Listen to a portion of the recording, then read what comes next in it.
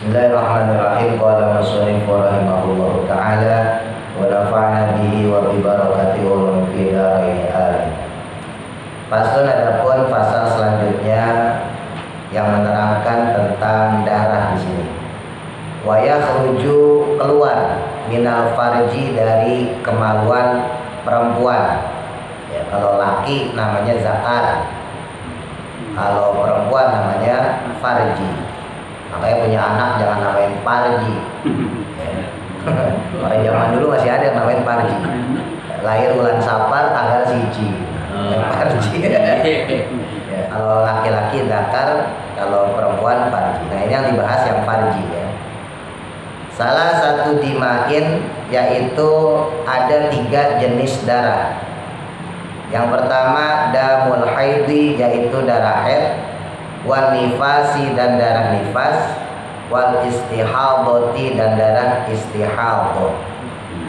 Fal haidu, maka adapun darah haid, huwa, ya adapun darah haid, itu ada mudarah al khariju, yang dia keluar, min farjil mar'ati, dari vaginanya perempuan, ya, dari alat kemaluan atau alat kelaminnya perempuan, ala sabili sihati, pada arah jalan sehat, maksudnya dalam keadaan normal.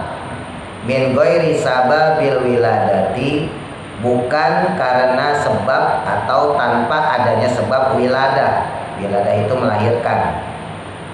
Nah, walau nuhu, dan adapun warnanya, warna darah haid ini secara umum ya, bukan orang yang sakit, itu aswadun, darahnya hitam ya, muhtadimun, yang agak gelap ya, jadi merah hitam kemerah-merahan lah gitu, atau merah ke hitam-hitaman dibalik ya. Ladaun, yang agak panas, jadi agak anget kalau bahasa kita. Wan nifas, dan adapun nifas, sedangkan yang dimaksud nifas huwa adalah ada mudarah al khariju, yang dia itu keluar, akibal wiladati, karena sebab atau karena akibat dari wiladah, melahirkan. Jadi kalau melahirkan, nah itu namanya darahnya wiladah. Wal istihadatu, sedangkan adapun istihadah, huwa adapun istihadah, itu ada mudarah al khariju, yang keluar, fi ghairi ayyamil haidi, pada waktu selain hari-hari haid atau masa-masa haid. Jadi bukan masa haid kok dia keluar, maka itu namanya istihadah. Wan nifasi, dan juga termasuk tidak keluar di masa nifas. Nah, itu yang namanya istihadah. Wa aqallul haidi, dan adapun paling sedikitnya haid ya, adalah yaumun, 1 hari, wa lailatun, dan 1 malam. Jadi hitungan haid itu 1 hari 1 malam. Kalau cuma sehari semalam ya besok berarti terhitung suci ya. Wa aksaruhu, dan adapun banyaknya atau lamanya haid, khamsata asyara, 15 apanya, yauman, harinya, maksimal 15 hari. Tapi ghalibuhu, adapun secara umumnya itu situn, 6 hari, au sab'un, atau 7 hari. Secara umum 6 atau 7 hari. Wa aqallun nifasi, dan adapun paling sedikitnya nifas, itulah gotun ya, 1 tetes. Wa aksaruhu, dan adapun paling banyaknya atau paling lamanya keluar udara nifas, itu situ nayauman, 60 hari. Itu paling lama. Wa ghalibuhu, tapi umumnya keluarnya darah nifas itu arba'una yauman, 40 hari secara umum ya. Wa aqallu tuhri, dan adapun paling sedikitnya masa suci bainal haidataini, antara dua haid, yaitu khamsata asyara, adalah 15 apanya, yauman, harinya. Wala hadda, tapi tidak ada batasan, li aksarihi, bagi masa yang paling banyaknya. Wa aqallu zamanin, dan adapun paling sedikit atau paling minimnya ya zaman atau usia, tahidu, di mana haid, fihi, di dalamnya, siapa almar'atu, perempuan, paling sedikit atau paling minim perempuan itu mulai dapat haid itu tis'u sinina, umur 9 tahun. Wa aqallul hamli, sedangkan adapun untuk hamil paling sedikitnya itu sitatu asyurin, adalah 6 bulan. Wa aksaruhu, dan adapun ya paling banyaknya hamil itu arba'u sinina, yaitu 4 tahun. Jadi bukan 9 bulan Pak, 4 tahun. Ntar saya jelasin ya. Wa ghalibuhu, tapi umumnya orang hamil itu tis'atu asyurin, adalah 9 bulan. Nanti saya jelasin dulu ya. Jadi walaupun kita bukan perempuan nih ya, kita laki-laki ya, kita mah gak ngalamin, make doang. Jadi kita ini harus tahu juga ya, setidaknya kita punya istri perempuan, kan begitu. Atau kita punya anak, punya cucu, punya saudara, ponakan, macam-macam perempuan. Barangkali nanti ada pertanyaan atau kita mau dakwah ya, biar tahu. Jadi perempuan itu punya darah 3 macam ya, darah haid, darah nifas, darah istihadah. Nah tadi di sini disebutin kalau darah haid itu darah yang keluar karena sebab sehat. Nah ini sering saya sampaikan dulu pas awal-awal juga pernah kita pas ngaji itu ya. Kalau bapak punya anak, punya cucu masih kecil, hati-hati, perempuan itu seringkali trauma pada haid pertama. Ya, ini karena background saya pendidikan, ya, saya kuliah di pendidikan, jadi saya pelajarin itu. Banyak orang, khususnya anak-anak ya, yang ketika dia mengalami masa haid pertama ngerasa sakit, maka setiap datang bulan, bang, itu bawaannya gelisah. Nah ini mohon maaf, seringkali orang tua itu egois. Ya, jadi dia cuma mikirin diri dia sendiri. Anaknya udah mau balik nih, yang perempuan, dia mau head, nggak dipeduliin sama dia. Padahal itu penting. Ya, penting untuk apa? Untuk menekan rasa kegelisahan dia ketika nanti setiap bulannya dia akan mendapat head. Bahkan nggak sedikit perempuan itu yang kecil ya, saya nggak bicara udah dewasa. Kalau dewasa nggak masalah. Yang masih kecil ini mereka malu kalau halangan, Pak. Ya, sekarang bayangin 9 tahun berarti kurang lebih usia kelas 4 ya. Ya Pak Haji ya. Kelas 4 kelas 5-an. Itu mereka halangan. Itu kalau di sekolahan, Pak. Kalau tembus, ya pembalutnya tembus, diketawain sama teman-teman itu.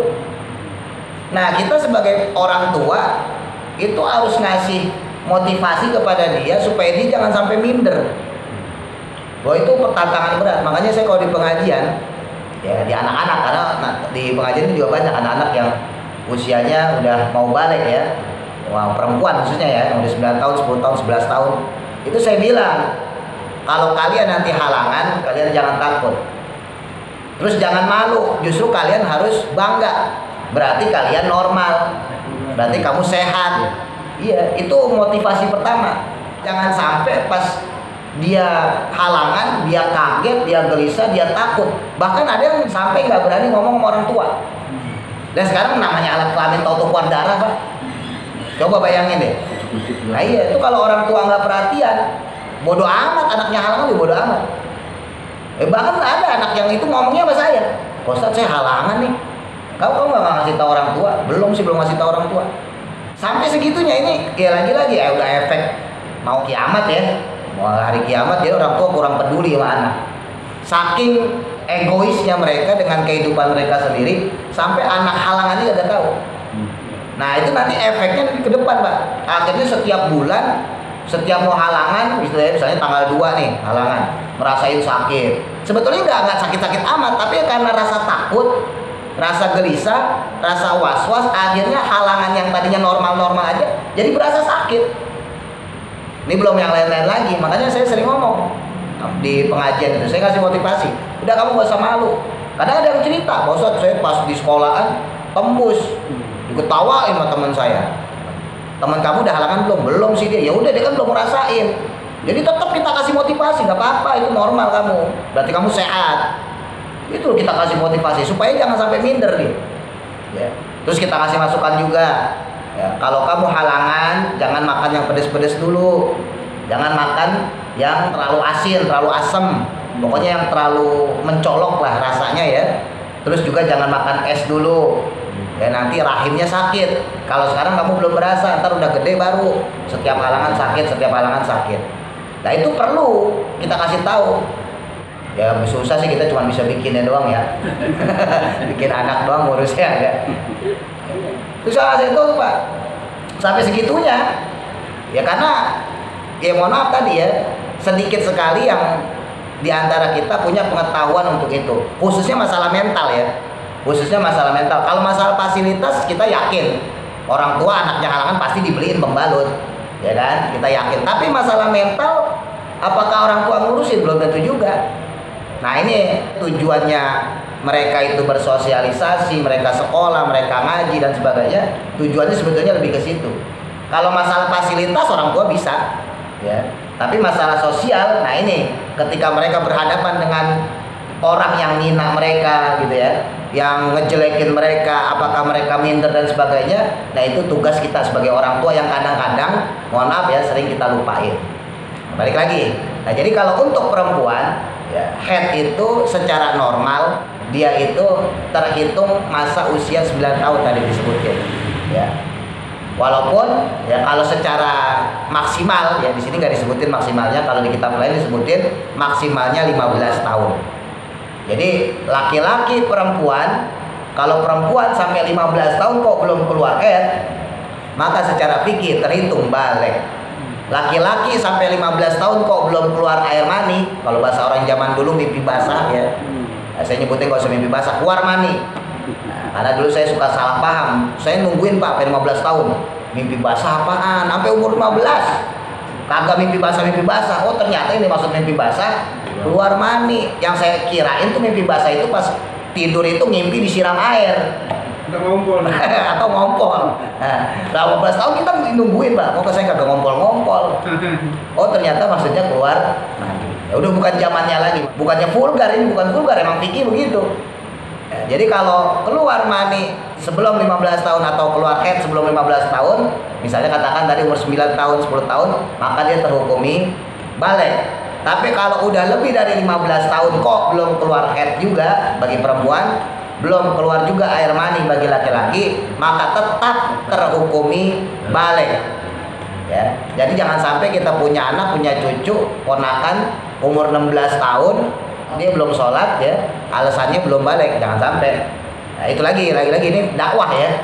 Ada soalnya anak-anak kayak gitu, saking pintar ya Pak, dia kan belajar ngaji, belajar di sekolahan. Syarat sholat 1 muslim, 2 balik, 3 berakal kan.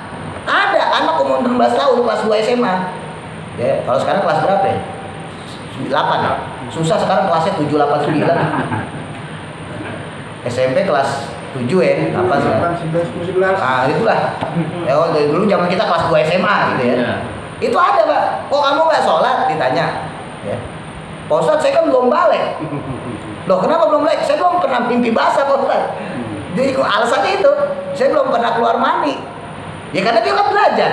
Di antara syarat wajib sholat 1 muslim, 2 balik. Selain berakal ada balik juga. Dia ngerasa saya belum balik Pak Ustadz, saya belum keluar air mani, berarti kan saya nggak wajib sholat. Tuh, ini yang salah siapa? Emaknya, bapaknya, apa gurunya ini? Tantangan loh. Nah, makanya kita kasih tahu di situ kalau laki-laki ataupun perempuan di atas 15 tahun, baik sudah haid belum haid, baik keluar mani ataupun belum keluar mani, maka terhukumi balik. Maka seketika itu juga terkena hukum-hukum syariat. Ya sholat, ya puasa, ya zakat dan seterusnya. Ya, makanya waktu itu saya terangin misalnya kayak masalah zakat Pak. Bapak punya anak atau punya cucu atau punya ponakan, latih. umur 17 tahun, 18 tahun latih. Ya, kita mau bayar zakat sendiri orang kita. Kita zakat sendiri, anak kita tuh yang 17 tahun suruh bayar zakat. Nih kamu zakat ke musola, ntar bapak sama ibu zakat sendiri. Jangan nitip ya. Ini kadang-kadang nitip. Salahan orang tuh banyak kan nitip. Tuh, tong bawain zakat bapak sama ibu, bayarin. Nah, itu salah kalau itu.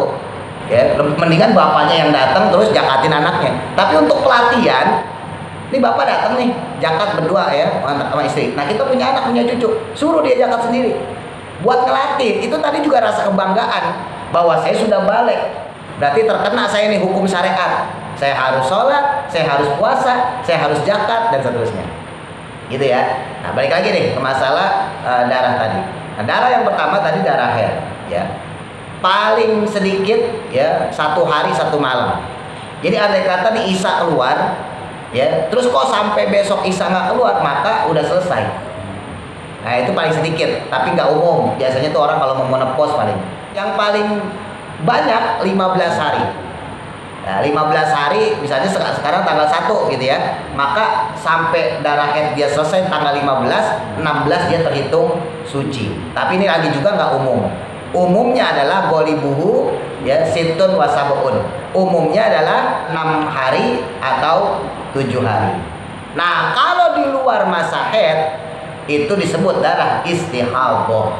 Nah, ini yang perempuan aja kadang-kadang nggak paham darah istihadah itu apa. Ini saya jelasin, Pak. Jadi yang dimaksud darah istihadah adalah darah yang keluar bukan pada masa haid, ya, dan juga bukan keluar pada masa nifas. Ya, bukan keluar pada masa haid dalam artian masa haid yang sudah rutin. Saya beri rumusnya dulu tadi ya.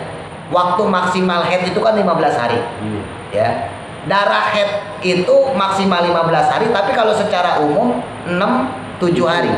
Nah, ini kesalahan orang kebanyakan itu nganggap darah istihadah mutlak setelah 15 hari.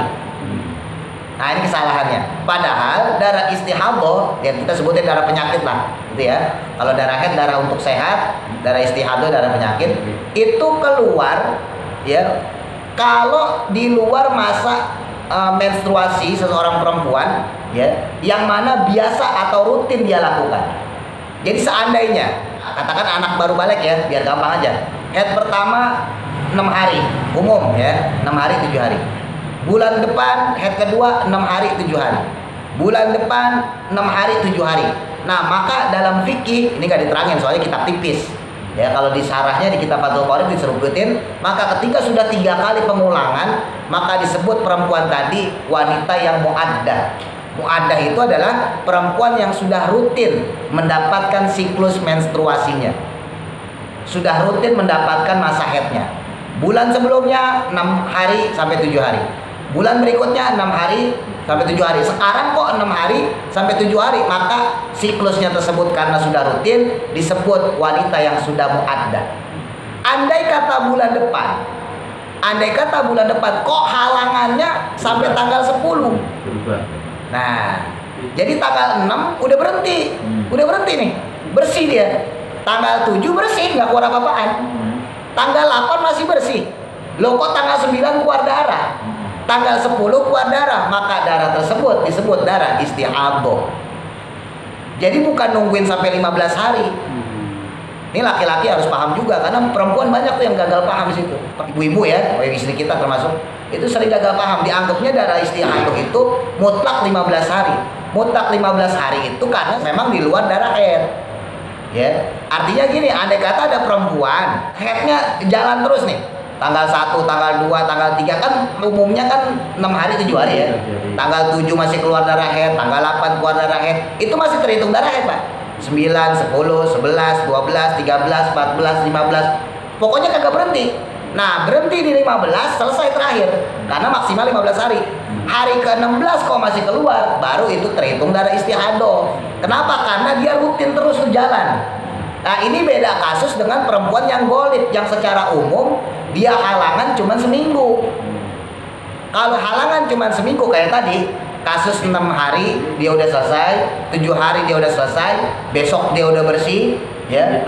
Nah, tanggal 9 kok keluar lagi, itu bukan darah haid, walaupun masih dalam masa darah haid 15 hari. Karena sudah terjeda. Dan dia sudah mu'addah tadi itu. Mu'addah itu perempuan yang sudah rutin mendapatkan haidnya. Beda halnya kalau dia emang nggak rutin dapat haidnya. Misal bulan ini dapat dari tanggal 1 sampai 10.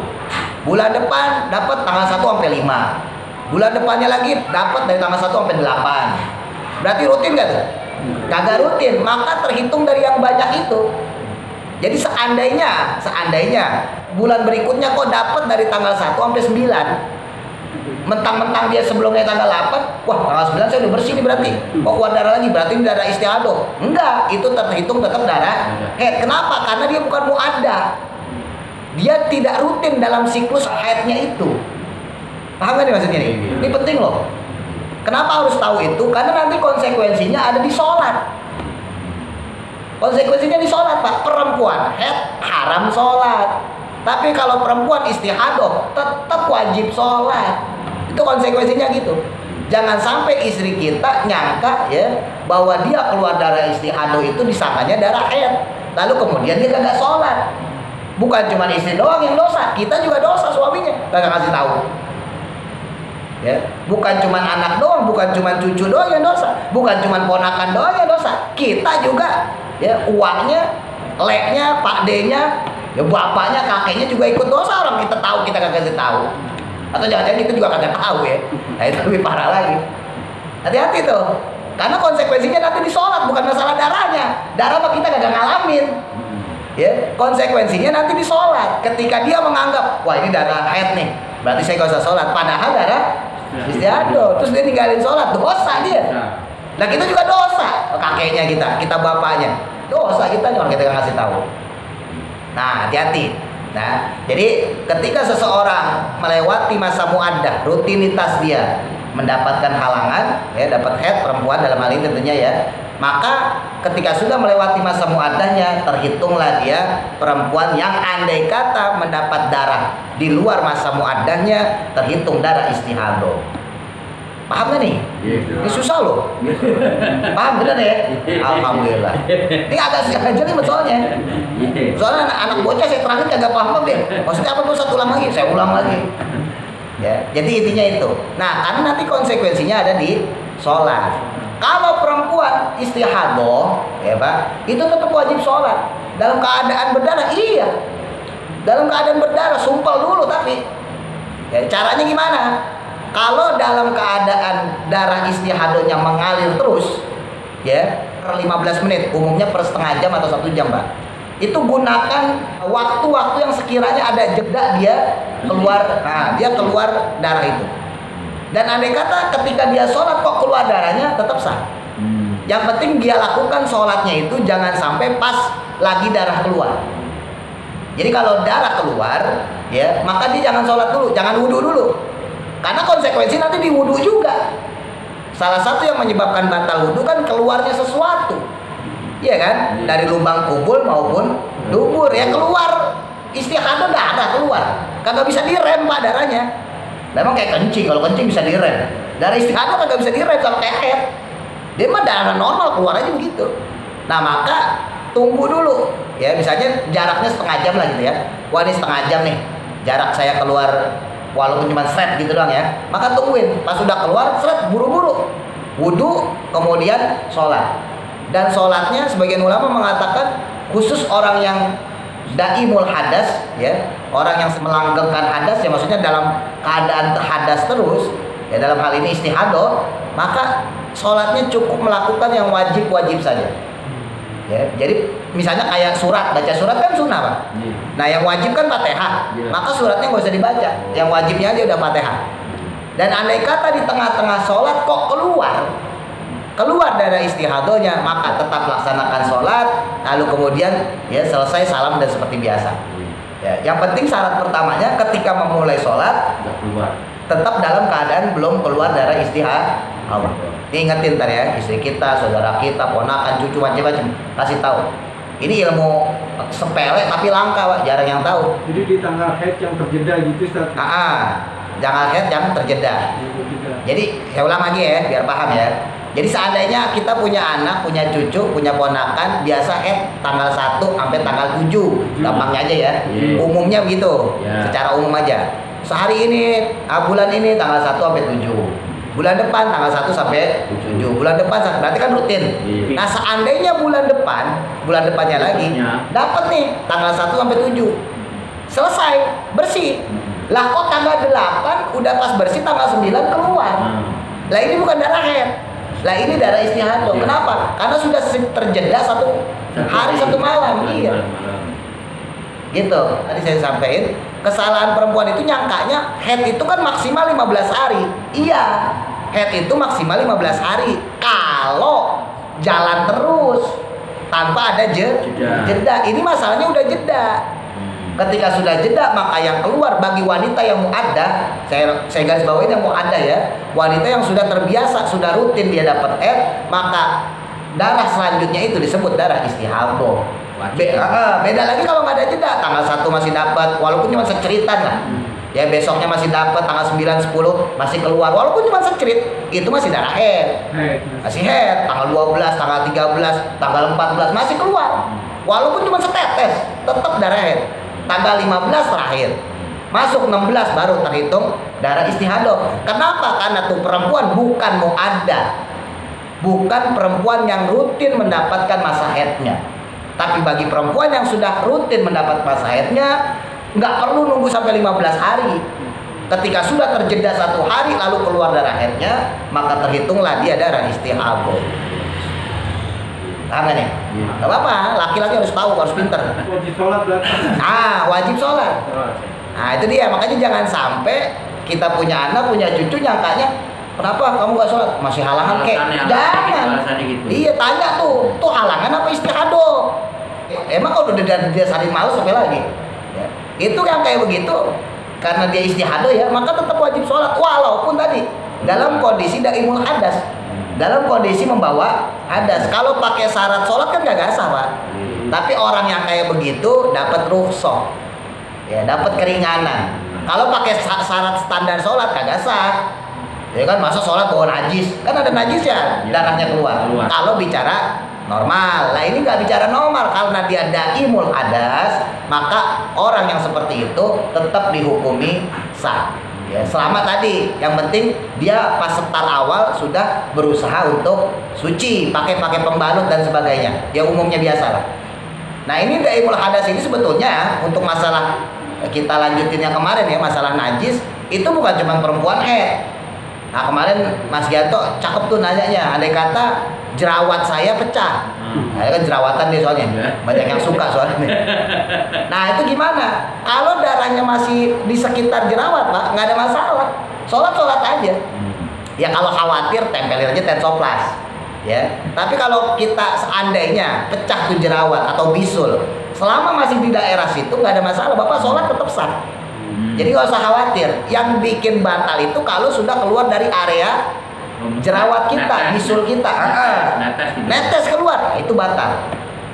Sama seperti darah istihadah, selama masih disumpel pakai pembalut, maka sholat yang begitu tetap sah, karena dia sudah mendapat rukhsah, keringanan. Atau dulu guru saya nyontohin, saya punya ambeien, Pak. Nah, ambeien juga gitu sama, yang punya ambeien wasir, itu kalau lagi kumat, wah itu minta ampun. Ya kita cebok aja sakit, Pak. Cebok aja sakit. Sampai keluar darah sedikit kalau lagi kumat nih. Nah itu di sekitar lubang dubur kita bakal ada darah. Selama darahnya masih ada di sekitar lubang dubur, belum kemana-mana, orang yang wasir ambeien sah sholatnya. Kenapa? Karena mereka dalam kondisi daimul hadas. Orang yang sedang dalam keadaan berhadas gak bisa lepas dari hadasnya. Paham ya? Nah jadi itu untuk darah haid sama istihadah. Nah terus selanjutnya nifas. Nah nifas ini khusus untuk perempuan yang setelah melahirkan. Ada wiladah, ada nifas. Ya, wiladah itu melahirkannya bareng hari-hari, Pak. Nah itu wiladah tuh, darah melahirkan. Kalau nifas pasca melahirkan. Ya itu beda sebetulnya. Cuman ya kita jadiin satu aja ya. Sebetulnya kalau secara teori fikih beda. Wiladah sendiri, nifas sendiri. Ya wiladah itu ketika bayi bareng hari-hari tuh, nah itu wiladah. Nah ketika selesai proses melahirkan, ya kan udah dibersihin tuh, nah ibunya mulai keluar setret, nah itu mulai nipas. Nah, umumnya nipas itu tadi berapa? 40 hari, maksimal 2 bulan, 60 hari. Ya maksimal 60 hari. Jadi kalau secara umumnya orang 40 hari. Tapi kalau maksimal 60 hari. Nah, karena nifas ini kejadiannya kagak kayak haid. Kalau haid kan rutin sebulan sekali. Kalau nifas kan namanya melahirkan, Pak. Belum tentu orang setahun sekali kecuali doyan. Nah, doyan ngelahirin, tahun depan ngelahirin lagi. Beda lagi ya. Maka apakah terkena hukum mu'addah? Karena nanti ada konsekuensi juga istihadah. Nah, itu ya. Apakah perempuan yang nipas ini terkena mu'addah? Terkena. Sama. Andai kata dia lahiran anak pertama 40 hari. Lahiran anak kedua 40 hari darah nipasnya. Lahiran ketiga darahnya masih 40 hari. Lah kok lahiran anak keempat kan udah rutin ya? Berarti kalau rutin mu'addah. Lahiran anak keempat 40 hari berhenti, darah nipasnya berhenti darah nipasnya. Hari 40 ke 1, 42 kok keluar lagi. Itu namanya darah istihadah. Sudah tidak lagi nifas karena sudah jeda. Beda halnya kalau dia bukan mu'addah lagi-lagi. Makanya perhatikan rumusnya masalah mu'addah rutin dengan yang tidak rutin. Kalau seandainya anak pertama lahir nipasnya 40 hari. Anak kedua lahir nipasnya 50 hari. Ya, anak ketiga lahir nipasnya 60 hari. Berarti kan nggak rutin kan? Nah, seandainya anak keempat 40 hari berhenti. 41 berhenti nggak keluar, 42 kok keluar darah, maka tetap dihukumi darah nipas. Kenapa? Karena dia bukan wanita mu'addah. Wanita yang telah rutin mendapatkan selama waktu yang biasa dia lalui. Wiladah itu melahirkannya, sedangkan nipas pasca melahirkan. Nah, walaupun kalau secara hukum fikih wajib mandi, tapi tetap wajib mandinya itu karena nifasnya. Jadi andai kata seseorang mandi, bahkan sebagian ulama mengatakan haram mandinya mandi hadas ya. Niat mandi hadas nggak boleh. Kalau mandi doang boleh, Pak. Perempuan habis ngelahirin mandi wajar ya kan, bebersih. Tapi kalau sampai dia niat profil hadas, ya, dia niat mandi junub, mandi hadas besar, maka dosa. Jadi harus tunggu sampai benar-benar masa nipasnya selesai. Masa nipasnya lewat baru dia mandi hadas besar. Jadi kalau seandainya dia mandi mah tetap boleh. Jangan salah paham ya. Mandi mah tetap boleh. Nggak ada mandi sunnah, mandi biasa. Mandi biasa. Orang yang dalam keadaan haid, nifas itu kan nggak boleh ibadah. Jadi termasuk di dalamnya juga nggak boleh mandi sunnah. Dan sunnah kan ibadah kan, maka nggak boleh. Kalau mandi udah mandi biasa aja, nggak usah diniatin macam-macam. Karena ketika dia niatkan mandi sunnah kayak mandi wajib kayak hukumnya dosa. Nah itu dalam fikih namanya meremehkan ibadah, ya bermain-main dalam hal ibadah. Makanya nggak boleh. Maka perempuan yang kayak gitu, nah nifasnya itu selesai, ya selesaikan dulu, maka kemudian baru dia mandi hadas besar.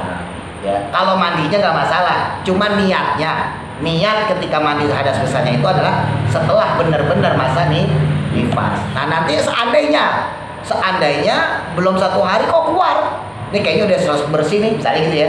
Kan perempuan kadang-kadang begitu, Pak, mau haid mau nifas gitu, wah kayaknya udah bersih nih, mandi aja dia pagi-pagi. Zuhur keluar lagi. Lah kan belum sehari. Nah, berarti itu masih darah nifas. Kalau haid ya berarti masih darah haid gitu. Nah, untuk masa melahirkan tadi disebutin paling sedikit masa hamil 6 bulan. Umumnya 9 bulan. Maksimal 4 tahun. Kenapa 4 tahun? Karena Imam Syafi'i, pendiri mazhab kita, itu dikandung ibunya 4 tahun, Pak. Muhammad bin Idris nama beliau itu dikandung ibunya 4 tahun. Sesar dulu. Enggak, tanpa sesar. Tanpa sesar. Makanya saya selalu hakul yakin kalau perempuan tuh ya hamil ya, udah diemin aja juga brojol. Kalau orang Betawi bilang, si keluar saja. Dia tuh juga keluar udah waktunya. Ya cuman kan sekarang udah teknologinya macam-macam ya. Khawatir. Oh iya khawatir, belum ditakutin sama dokter ya. Wah dokter ya kayak gini ustadz yang diteror ya kan. Sebetulnya nggak usah, biarin aja Pak. Waktunya keluar. kalau nggak punya pin tetap jadi lahir. Nah, sebetulnya tetap lahir. Lah orang zaman dulu mana ada dukun beranak tuh mana ada pakai sesar-sesaran. Ya kan brojol ya aman-aman aja. Makanya sebetulnya nggak ada masalah. Ya cuman kan tadi ya, kita sebagai suami, sebagai bapak, sebagai kakek, was-was apa yang gelisah apa enggak tuh gitu. Kalau masih santai aja sih, ya santai aja. Saya kan anak-anak banyak pak yang santai aja ntar waktu lahir. Yang ngikutin dia lahir alhamdulillah. Imam Syafi'i 4 tahun. Udah tanggung. Ya tanyain aja kamu masaknya apa? Ya udah cocok 4 tahun ya. Prediksi dokter itu juga benar pak. Ya ada benernya gitu ya, nggak akan semuanya salah. Anak makin lama di kandungan itu ternyata terbukti emang penyerapan gizinya lebih bagus ya, lebih maksimal, lebih dominan. Lebih dominan. Makanya anak yang lama di kandungan itu pinter biasanya. Walaupun nggak semua ya. Kalau bapaknya blow on ya tetap aja anaknya nurun blow on. Mau turun jauh. Nah jadi kenapa 4 tahun? Karena imam kita Syafi'i 4 tahun. Dan itu disaksikan ulama saat itu. Makanya ketika beliau lahir itu heboh pak. Ya, Imam Syafi'i waktu itu masih di Palestina ya. Bapaknya Idris, bapaknya itu Idris bukan Pak Idris bukan. Bapaknya Imam Syafi'i namanya Idris. Imam Syafi'i sendiri namanya Muhammad. Bapaknya Idris itu orang Mekah. Ini biar sedikit-sedikit tahu mazhab Syafi'i nggak ketahu. Oh Imam Syafi'i. Nih sejarah aja ya. Jadi Imam Idris, beliau ini suatu ketika jalan ke Palestina. Dulu pernah saya ceritain ya. Nah disitulah bertemu Fatimah. Fatimah itu ibunya Imam Syafi'i. Nah jadi ketika menikah itu menikahnya di Palestina. Kalau zaman dulu Syam ya. Kalau sekarang Palestina, Syria, Lebanon. Jadi Imam Syafi'i itu aslinya asli Palestina. Walaupun dikuburnya di Mesir ya. Tapi beneran pas lahir 4 tahun ya luar biasa pak. 4 tahun Imam Syafi'i di kandungan, umur 6 tahun hafal Quran. Padahal dulu belum ada Quran kayak gini pak. Orang zaman dulu tuh belajar ke guru ngaji disuruh ngapalin. Mas Gianto nih ngaji hadis ayo. Qala Rasulullah ngikutin, qala Rasulullah gitu. Pak jadi saya ngaji fikih, faslun. Khurujul dami, keluarnya darah. Begitu pak. Diapalin kalau orang zaman dulu. Kalau sekarang kan enak udah ada kitabnya. Ya kan? Iya. 6 tahun tanpa Quran bisa hafal. 8 tahun hafal kitab Muwatta'nya Imam Malik. Dulu belum ada Bukhari Muslim. Bukhari Muslim itu mazhabnya Syafi'i. Imam Bukhari, Imam Muslim mazhabnya Syafi'i. Belum ada, orang belum lahir. Satu-satunya kitab hadis itu kitab Al-Muwatta' Imam Malik. Imam Malik udah duluan ya. Maka kemudian umur 8 tahun karena Imam Syafi'i niat pengen belajar ngaji, belajar kepada Imam Malik, maka dia apalin tuh kitab Muwatta' Imam Malik, diapalin 8 tahun. 6 tahun hafal Quran, 8 tahun hafal hadis. Kita 50 tahun agak hafal apa? Agak ada dihafal kita. Apanya dengan ponaan. Satu hadis saya muter-muter. Bener. Masih di situ-situ. Masih di situ ya. Nah 8 tahun tuh Pak. Akhirnya beliau singkat cerita pergi ke Imam Malik untuk belajar ya. Jadi intinya gitu. Jadi kalau ditanya kenapa kok di mazhab Syafi'i 4 tahun? Karena Imam Syafi'i sendiri lahir di usia kandungan ibunya umur 4 tahun. Nah kalau 6 bulan gimana? Kan 6 bulan emang paling sedikit. Makanya dulu sempat saya singgung ya. Kalau ada orang anak lahir kurang dari 6 bulan, mohon maaf, anak hasil zina. Saya nggak bilang anak haram, nggak boleh ya. Nah, anak hasil zina. Maka kalau dia terhitung kandungannya 6 bulan, maka si anak terhitung ahli waris. Tapi kalau dia bukan terhitung 6 bulan, dalam fikih tidak terhitung ahli waris. Saya beri contoh gini. Ini ada laki-laki sama perempuan. Ini kasus masyarakat Pak, nauzubillah. Ya jangan sampai kena ke keluarga kita. Ada orang perempuan dihamilin. Ya kan biasanya baru ketahuan pas 2 bulan Pak. Kalau sebulan mah belum ketahuan. 2 bulan kok berasa aneh. Tespek lah dia. Si anak ini, si remaja ini tespek. Waduh telat. Berarti positif saya. Berarti dia sudah hamil 2 bulan. Pastiin datang ke dokter. Bu dokter bener nggak saya positif hamil? Bener. Kamu positif hamil 2 bulan. Maka dia kemudian minta tanggung jawab sama yang nyetubuhin. Kamu harus tanggung jawab. Oh pacarnya kagak mau kabur. Kan umumnya begitu biasanya. Akhirnya dia kawin sama orang lain. Udah deh yang mau deh diobral dah. Syukur-syukur sih pacarnya gue tanggung jawab. Ya, siapapun dia, mau pacarnya, mau dia orang lain, ya. Ketika dia nikahin usia kandungan 2 bulan. Ya, usia kandungan 2 bulan. Usia kandungan 2 bulan. Tapi terhitung fikih dia belum hamil, Pak. Usia dia kandungan 2 bulan, tapi hitungan fikih terhitung belum hamil. Jadi usia hamil tetap dalam fikih 6 bulan. Jadi kalau dia nikah di usia 2 bulan, ya, maka kemudian bulan ketiga, bulan keempat, 5, 6, 7, ya, harusnya 8, ya, 9 dia lahir. Ini kalau secara fikih maka dia masuk ahli waris, masuk nasabnya termasuk di dalam hal ini kepada bapaknya. Kenapa? Karena selama menikah sampai melahirkan waktu masanya adalah 6 bulan. Paham kan? Masa waktunya 6 bulan. Tapi kalau si perempuan tadi dinikahin, umur kandungan udah 4 bulan. Nah, umur kandungan udah 4 bulan. Baik yang nikahin pacar yang mengambilika atau orang lain, maka dari dia menikah sampai melahirkan itu nggak ada 6 bulan. Soalnya dia pas kawinin itu usia kandungan udah 4 bulan. Berarti bukan ahli waris. Maka si anak itu tidak termasuk ahli waris bagi laki-lakinya. Dan dia tidak boleh juga dibinkan pakai bin bapaknya. Ini tadi. Walaupun yang menikahkan itu adalah yang menghamilinya. Itu konsekuensinya. Ya, paham ya? Nah, ini kasus masyarakat nauzubillah. Jadi batasannya itu antara dia menikah sama usia hamil itu 6 bulan. Karena minimal dalam fikih itu 6 bulan. Jadi kalau dari bulan pertama, ya, walaupun usia kandungan udah 2 bulan atau 3 bulan, kok lahir pas begini, ya pas bulan ke-6 maka sah.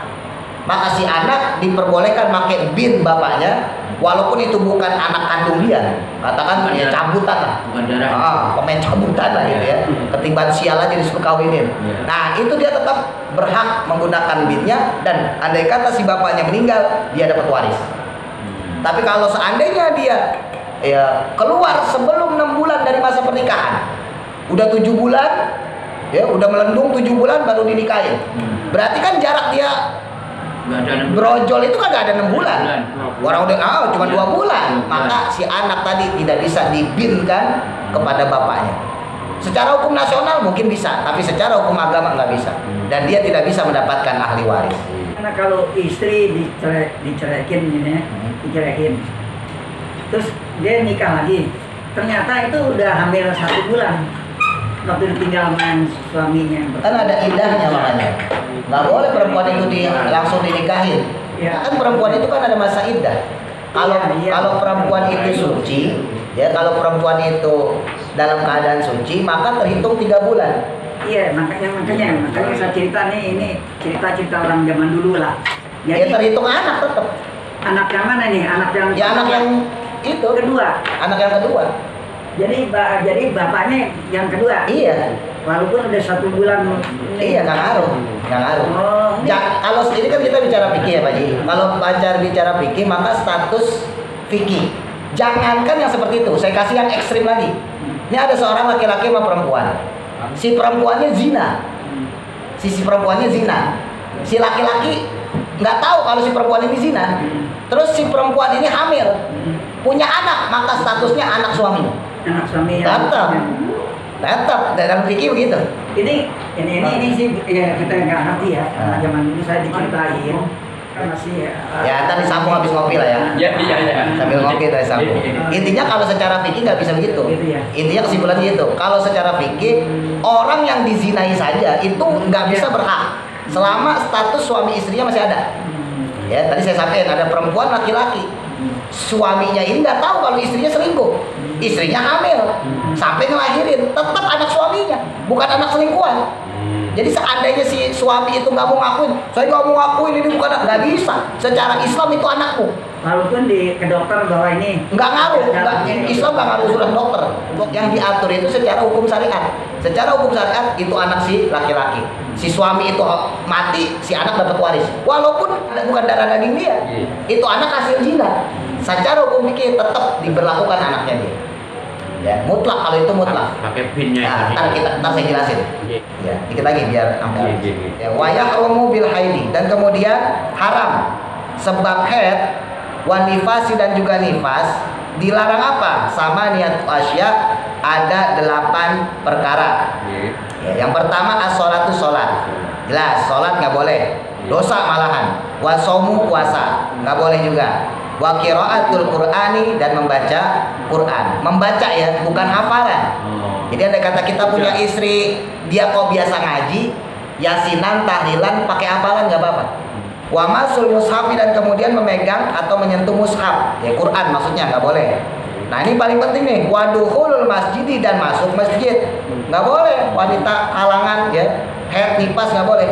Wa tawafu dan tawaf, wal watu dan kemudian wati hubungan badan ya. Wal istimta, istimta itu bercumbu ya, bersenang-senang bima antara perkara baina surati yang ada di antara pusar warukbati dan dengkul. Nah nggak boleh tuh ya, bahasa kita gampangnya bercumbu, bercumbu juga nggak boleh. Nah sedangkan yahrumu haram ala junubi atas orang yang junub ya, kalau tadi nifas sama haid ya, haram bagi orang yang junub satu asya'a 5 perkara ya, ada 5 perkara. Yang pertama as-sholatu sholat, wa qiraatul Qur'ani baca Quran, wa masul mushafi megang mushaf, wa hamluhu dan kemudian membawa mushaf ya, megangnya haram, bawanya juga haram ya, sama menyentuhnya haram, membawanya juga haram. Wa tawafu dan tawaf, wa lubuthu fil masjidi dan kemudian diam di dalam masjid. Nah 3 diharamkan kalau tadi hadas besar. Kalau hadas kecil, wa yahrumu diharamkan alal muhdisi atas orang yang berhadas, hadas kecil ya, kentut, buang air kecil, nggak punya wudhu lah. Salah satu asya'a 3 perkara, yaitu as-sholatu sholat, wa tawafu dan tawaf, wa musul mushafi dan kemudian menyentuh mushaf, wa hamluhu dan kemudian membawa mushaf. Sebagai tambahan, hati-hati masalah yang masjid.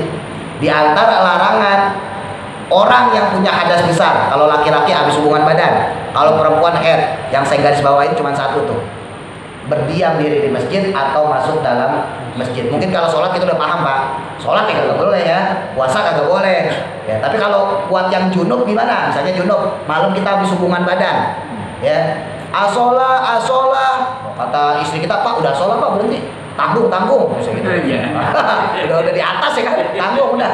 Nah selesai cerut ajan, Allahu Akbar, Allahu Akbar.